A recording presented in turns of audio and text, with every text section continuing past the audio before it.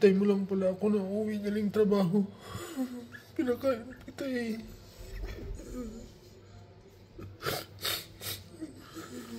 Mahal na mahal kita. Nak, paalam na. Salamat. Salamat sa 5 taon na kasama kita.